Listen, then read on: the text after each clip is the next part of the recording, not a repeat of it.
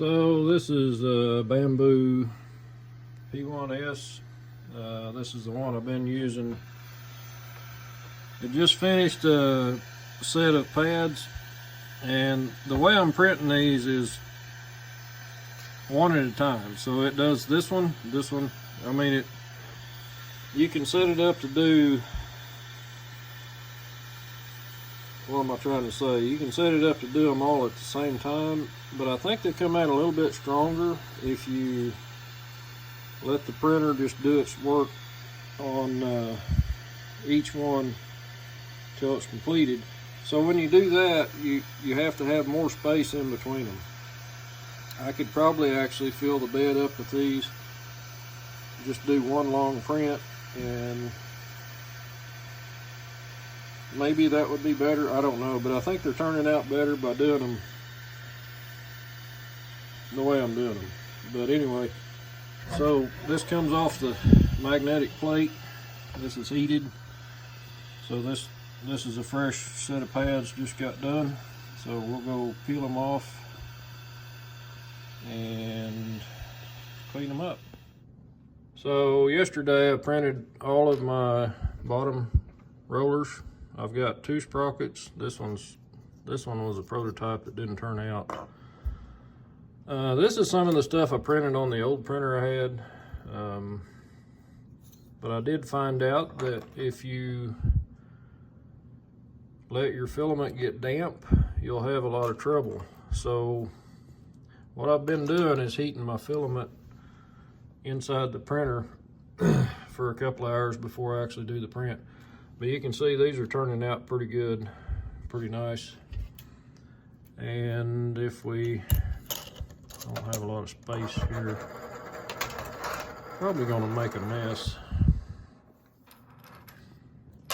So it took about 7 hours to print all of those bottom rollers. It takes about 2 hours to print 6 of these. That's what they look like when they come off of the bed. And this is a pretty simple process, actually.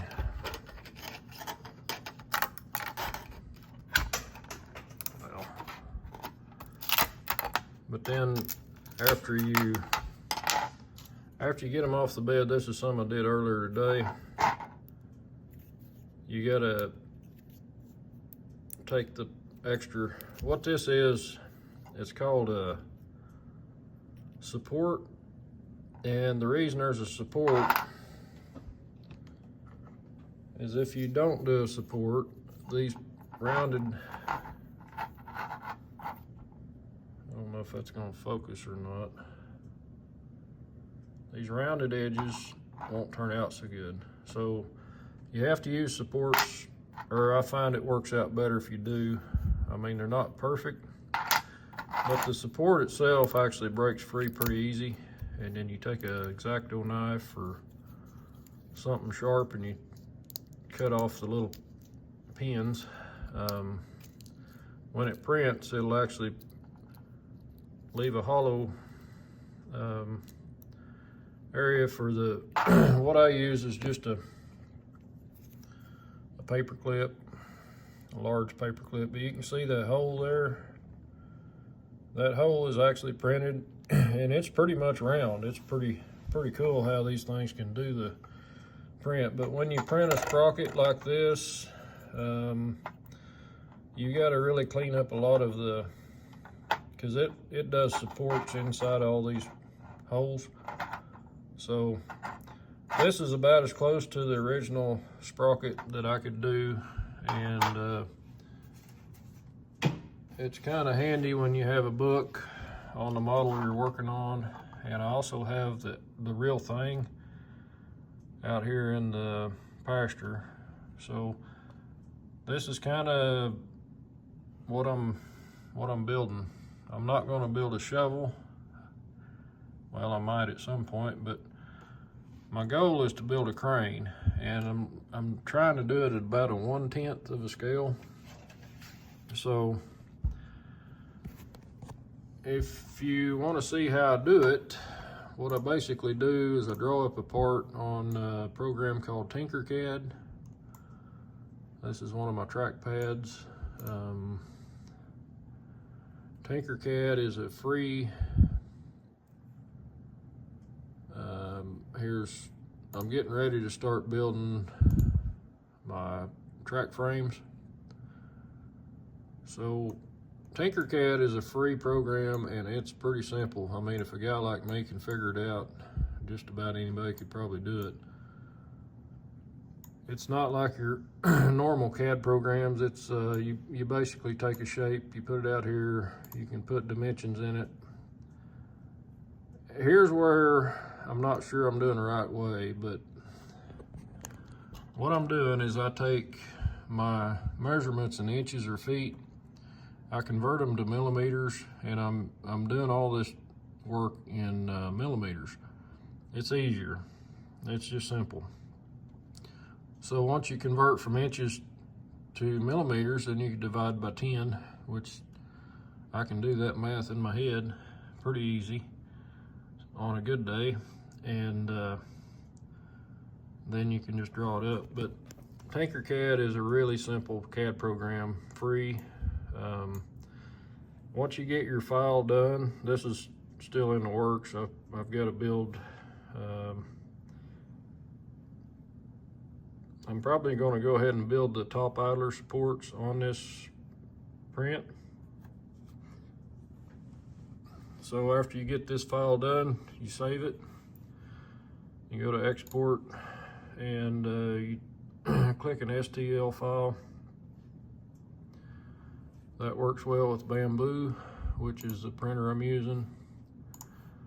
And Bamboo, like if I go open up a sprocket here, it will, this is called a slicer. And you can't just print the file, you have to run it through what they call a slicer. So this shows the print bed, 2 sprockets. And over here you can click on different, you want to be sure you got the right nozzle set up, the right plate. I'm using a textured PEI plate. It's important to click on the right filament, whichever one you're using. But you can go through, you can, like quality, I've got it on extra fine. I'm doing 4, you go to strength. And I've played with these settings and this seems to be working pretty good. This is 35% infill. These parts are not solid plastic. You could make them solid plastic, but they actually have what they call an infill layer. I had some,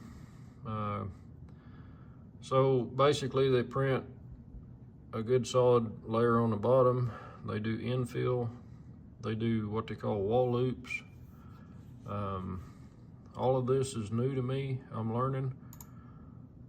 But when you go to support, you want to enable support on most parts, and that will keep things from melting and sagging when it's building it. And so I'm basically going through and learning as I go. It gets easier as you go. The more you learn, the more you build. And got 1,000 more parts to design. These are sprockets. The actual idlers. So basically when you open a file, you hit slice your, after you click your settings over here, whatever you want, you hit slice the plate. And this pops up. This tells you how long it will take to, this gives you an estimated cost. It says $1.31. Tells you how many grams of filament you're going to use, how long it takes to prepare. Print time on 2 sprockets was 3 hours and 8 minutes. Total time was 3 hours, 14 minutes. But you can also go in and this will show you the print process. So I'm going from finished product to no product. I mean, here's where it starts to build, and then as you go up, it shows how it's going to be completed. So you can go through this process, you can look at it, make sure there's no gaps in anything. You can look at it from different angles. But like I say, for a backhoe guy, this is doable. I'm learning. I'm still learning. And but this is kind of what I've been working on. You can see this is some of the stuff. I've got an older printer, and it did a pretty good job, but it was pretty limited on speed. The new one I've got now is pretty fast, but you can see it still takes a lot of time to print parts. So this is opening up a lot of different, different thought processes, and you can build a lot of different stuff with a 3D printer.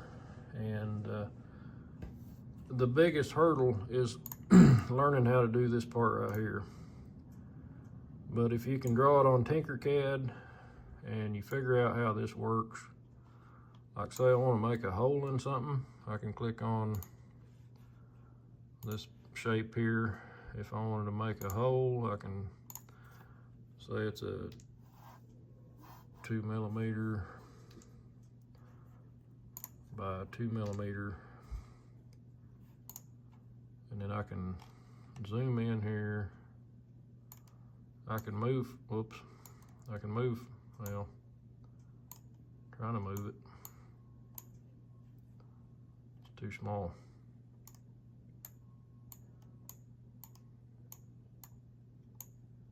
Like I say, I'm still learning. Somehow I put it up there. Anyway, we can put this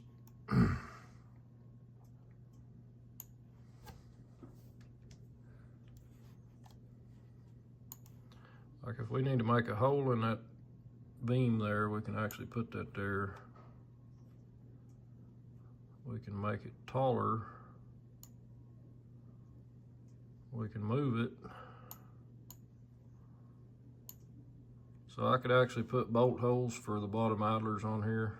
I'm not sure if that's how I'm gonna do it. But I've got to build some type of support for these idlers. I haven't quite figured that out yet, but I'm gonna try to make it look like the original. Anyway, this is kind of what I've been working on. Maybe boring to some, but to me it's something new I'm learning. I think it's important to learn things, even when you're old. Anyway.